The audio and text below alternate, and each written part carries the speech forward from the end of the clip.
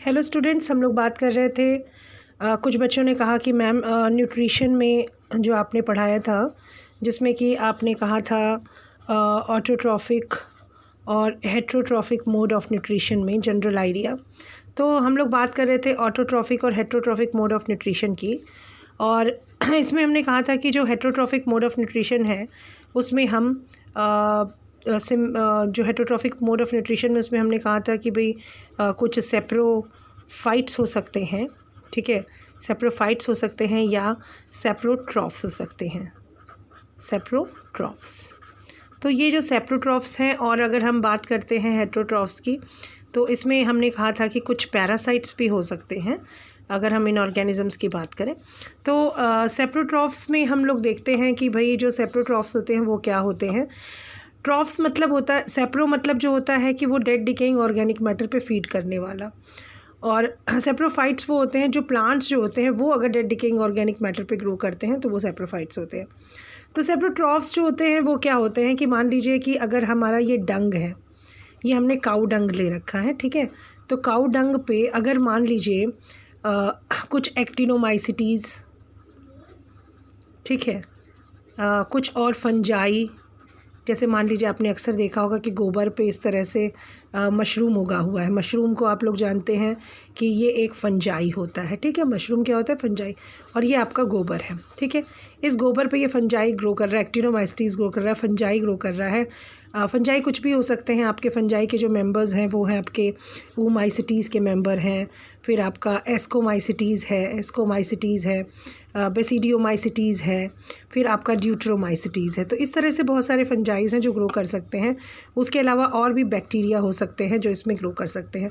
तो ये क्या है, ये आपका काऊ डंग क्या चीज़ है? ये एक डेड है, जो एक काऊ का फीकल मैटर है जो कि डेड है, और धीरे धीरे इनके द्वारा ये डिके कर रहा है, ये एक ऑर्गेनिक मैटर है। तो ये सारे जो ऑर्गेनिजम्स हैं, जो भी ऑर्गेनिजम्स इसमें ग्रो करेंगे, कोई भी मेंबर अगर ग्रो करेगा, जैसे अगर हम एगैरिकस की बात कर रहे हैं या कोई वाइल्ड मशरूम की बात कर रहे हैं, और अगर वो इसके ऊपर फीड कर रहा है, ठीक है, तो ये आपके सेप्रोफाइट्स होंगे। दूसरा एग्जाम्पल हम लोग ये ले सकते हैं कि मान लीजिए कि अगर कोई आपने प्याज है प्याज का छिलका आप जनरली फेंक देते हो, या फिर आलू का छिलका, या जो भी वेस्ट आपका ऑर्गेनिक वेस्ट है, कोई भी आपका ऑर्गेनिक वेस्ट है, और अगर आपने उसको कहीं फील्ड में डाल दिया है तो वो धीरे धीरे डिके होता है, और डिके होता है तो ये जो डिके मैटर है, इस पे आप क्या करोगे कि कोई भी अगर बैक्टीरिया या कोई भी आपका फंगस या कोई भी आपका माइक्रो ऑर्गेनिजम्स अगर इस पे ग्रो करेंगे तो ये आपका क्या होगा, डेड डिकेइंग ऑर्गेनिक मैटर। तो ये डेड डिकेइंग ऑर्गेनिक मैटर, चाहे प्याज का, आलू का जो भी छिलका होता है, या जो भी आपका सब्जी का मटेरियल होता है, या जो भी ऑर्गेनिक फूड होता है, उस पर बैक्टीरिया वगैरह ग्रो करते हैं और कुछ दिन बाद देखते हैं कि वो सॉइल में कन्वर्ट हो जाता है। तो इन माइक्रो ऑर्गेनिजम्स के द्वारा ये जो मैटर है वो फीड किया जाता है। फीड करने के बाद वो किसी उसमें पूरी तरह से वो सॉइल में कन्वर्ट हो जाता है, या जो भी ऑर्गेनिक मैटर उसमें कन्वर्ट हो जाता है। तो हम कहते हैं कि जो सेप्रोट्रॉफ्स होते हैं वो ऑर्गेनिजम्स होते हैं जो कि डेड डिकेइंग ऑर्गेनिक मैटर पे ग्रो करते हैं, ठीक है।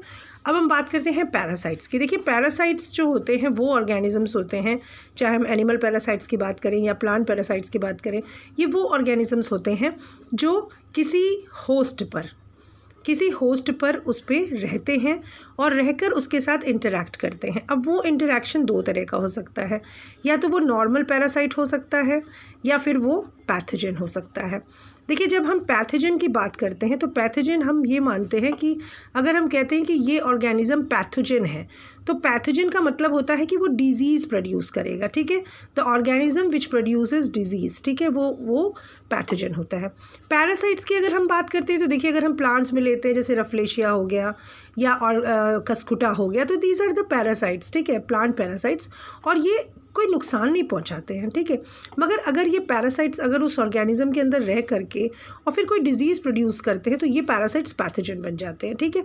सपोज़ करिए कि ये कोई पत्ती है और इस पत्ती पे अगर कोई कीड़ा चल रहा है, ठीक है, और ये कीड़ा चल रहा है और ये कीड़ा इसको फीड कर रहा, फीड करते करते वो यहाँ की इतनी पत्ती खा गया। सपोज़ करिए वो इतनी पत्ती आपकी खा गया ये कीड़ा।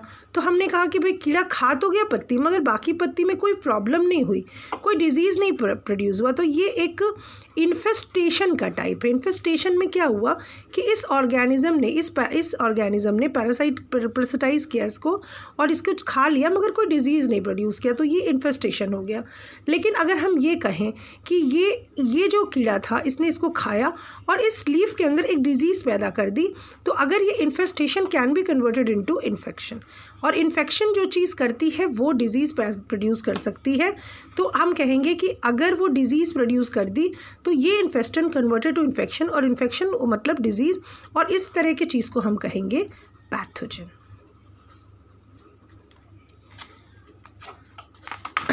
तो हम बात कर रहे थे यहाँ पे कि किस तरीके से हम दो मोड ऑफ़ न्यूट्रिशन की जो हम लोग बात कर रहे थे, ऑटोट्रॉफिक और हेटरोट्रॉफिक मोड ऑफ़ न्यूट्रिशन में। और हमने कहा कि भाई ठीक है, यहाँ पे हमारा हेटरोट्रॉफिक मोड ऑफ़ न्यूट्रिशन में आपका पैरासाइट्स की बात की आपने, पैथोजेंस की बात की आपने, फिर आपने इनको कहा कि ये जो ऑर्गेनिजम्स होते हैं ये दूसरे सेप्रोट्रॉप्स भी हो सकते हैं। तो आपके जो हेटरोट्रॉफिक मोड ऑफ़ न्यूट्रिशन था, हेटरोट्रॉफिक मोड ऑफ़ न्यूट्रिशन में बिल्कुल ये क्लियर हो जाता है कि जो आपका पैरासाइट है या पैथोजन है वो किसी न किसी ऑर्गेनिज्म पे डिपेंड रह रहा है, चाहे वो उसे हार्म कर रहा है या नहीं कर रहा है, ये नहीं डिपेंड करता है। अगर आप सेप्रोट्रॉप्स की बात करते हैं तो ये वो ऑर्गेनिजम्स होते हैं जो किसी डेड डिकेइंग ऑर्गेनिक मैटर, देखिए यहाँ पे दो वर्ड मैं हमेशा बोल रही हूँ, डेड है और डिकेइंग है। तो वो डेड है, जैसे आपने गोबर की बात की, तो गोबर डेड है और धीरे धीरे क्या कर रहा है, वो सड़ रहा है। तो डेड, डिकेइंग, और हमने क्या एक दूसरा वर्ड यूज़ किया, ऑर्गेनिक मैटर। तो ये ऑर्गेनिक मैटर होना चाहिए, ठीक है। तो जैसे आपने देखा कि गोबर क्या होता है, जनरली इसमें सेल्यूलोज होता है, ठीक है, इस तरह के और भी कंपोनेंट्स होते हैं, तो वो बेसिकली ऑर्गेनिक मैटर होता है। तो इस तरह से हमने बात किया कि ये सेप्रोट्रॉफ्स होते हैं।